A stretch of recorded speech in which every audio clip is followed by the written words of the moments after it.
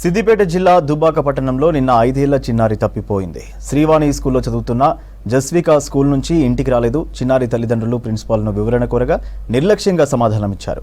గంటకు పైగా పాప కనిపించకపోవడంతో తల్లిదండ్రులు ఆవేదన వ్యక్తం చేశారు. కొంత సమయం తర్వాత పాప ఇంటికి చేరింది. పాఠశాల యాజమాన్యం నిర్లక్ష్యం వహించడం వల్లే ఇలాంటి ఘటనలు జరుగుతున్నాయని తల్లిదండ్రులు ఆగ్రహానికి గురయ్యారు.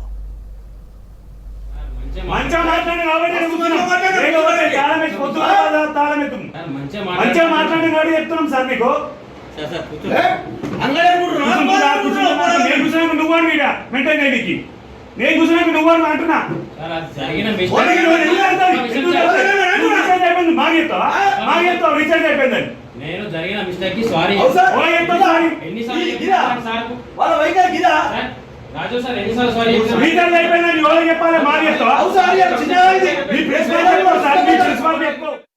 నీ గ్రౌండ్ అంటావు, రీఛార్జ్ అని మాగేస్తావు. ఎందుకు మెయింటైన్ చేస్తున్నావు సార్? చేతగతి ఎందుకు మెయింటైన్ చేస్తున్నావు అంటున్నా. లేదు, నడవండి, పక్కన నడవండి, కాలం వేస్తాం.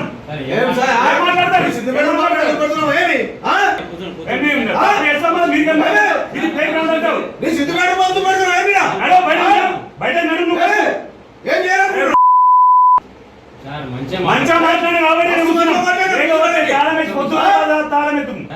మంచిగా మాట్లాడి కాబట్టి చెప్తున్నాం సార్ మీకు. నువ్వు మెయింటైన్ చేయడానికి నేను కూర్చున్నాక నువ్వు అంటున్నా.